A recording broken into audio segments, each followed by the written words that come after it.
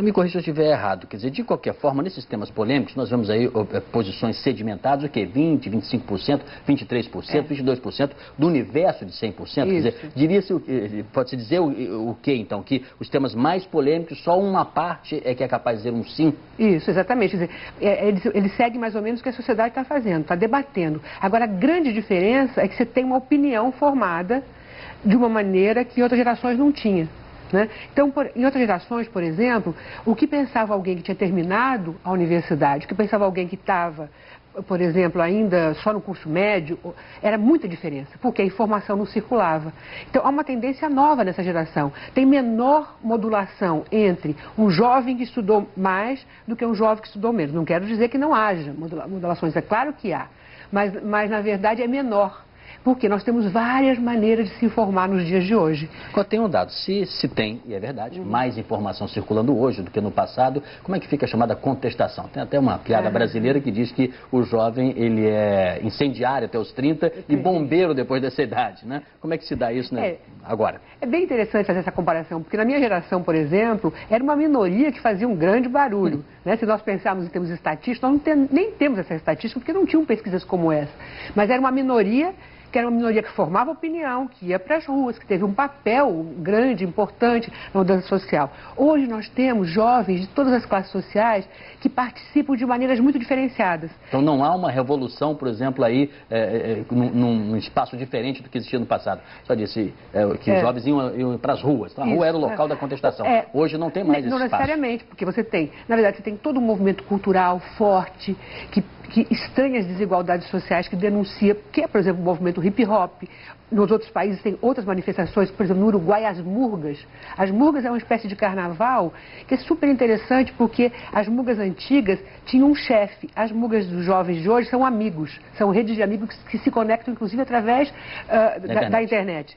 Você tem, por exemplo, manifestações como essas mais novas ainda, que as pessoas combinam pela internet, vão para a rua, fazem um ato contra, por exemplo, a favor da ecologia e voltam para suas casas. Professora, as áreas consideradas marginalizadas, mais pobres, teoricamente com menos acesso a equipamentos, não é que não existam, tem computadores e redes sociais que são também acessadas. Mas esses lugares também, nessa pesquisa, você tem a visão consagrada delas? Tem.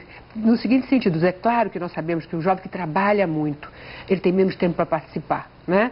E ele tem mais dificuldades, que ele trabalha, estuda, ele tenta estudar, etc. Mas o que surgiu nas periferias da cidade, em termos de organizações juvenis, nesta geração, é inédito. Até o hip-hop, você diria que é uma expressão de lá? Sem dúvida nenhuma. Porque é uma expressão, claro que eu não estou dizendo que toda a cultura tem um reflexo político imediato, mas isso agrega os jovens, faz com que eles tenham um certo sentimento diferente. Eles estranham mais as desigualdades sociais, e isso deu na pesquisa também. O professor tem um dado interessante para o senhor estar dizendo. Se não se tem essa revolução que muita gente guarda dentro de si, de comportamento, né, que tudo mude, por outro lado, não se tem também uma paralisia, uma estagnação. Você observa aí que há um movimento, há algo acontecendo que talvez a pesquisa não saiba concluir ainda, mas já registrou. Eu acho que sim, eu acho que isso talvez seja o mais importante que nós temos para mostrar nessa pesquisa. Ou seja, essa ideia de que você tem uma nostalgia do passado, que os jovens de antigamente faziam muito mais coisas que os jovens de hoje, essa pesquisa demonstra que não é bem assim.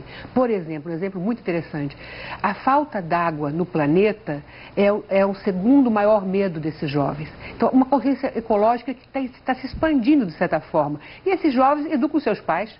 Então, tirando a violência, que é um problema urbano que é o primeiro problema. Que é o primeiro. Só diria, então, que a sustentabilidade, como vai ser o planeta no futuro, o que podemos fazer hoje, está na agenda da garotada. Entra na agenda da garotada. E dos adultos também? Dos adultos também. Agora, os adultos, na verdade, com muito mais. Estão refratários? Sim, claro, porque os costumes, vai se acostumando a fazer, e os filhos começam a cobrar os pais.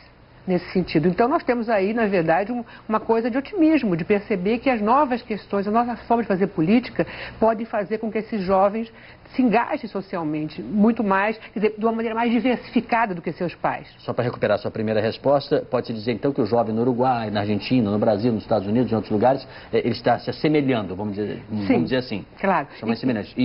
Sim. E com isso nós não estamos negando diferenças. Claro, né? Claro, nós temos muitas diferenças, inclusive há uma dívida social grande com esses jovens em termos de escola, o mercado de trabalho é uma grande preocupação de todos eles. Né? Tem uma outra coisa importante, que a agenda é a mesma. Qual é a agenda dos jovens dessa geração nos 6 países com as suas diferenças? Em primeiro lugar, a questão inserir no mercado de trabalho, que muda cada dia. É uma visão responsável, responsável. Né? De inclusão. De inclusão. E, na verdade, porque é uma geração também que pegou muita mudança no mundo do trabalho. Então, é uma geração que tem medo de sobrar, de não ter um lugar no mundo, porque as profissões mudam a cada dia. Então, isso é uma agenda comum. O segundo ponto, educação de qualidade, e o terceiro ponto, violência. Então, esses 3 pontos são pontos que aproximam os jovens, eles podem conversar entre si. Né? Professor, só para encerrar nossa conversa rapidamente, né?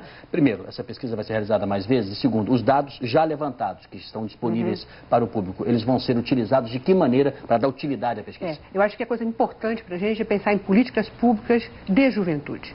Por que isso? Porque é essa geração que precisa que os governos respondam às suas demandas, que os governos percebam que há de diferente de uma geração que está vivendo esse presente conturbado e tem que chegar bem no futuro. Tá, muito bem, eu acho muito interessante a sua entrevista, acho que demonstra que a pesquisa realmente foi rica. Eu agradeço a Regina Novaes, pesquisadora do Instituto Brasileiro de Análises Sociais e Econômica, o IBASE. Muito obrigado, professora, boa noite. Obrigada.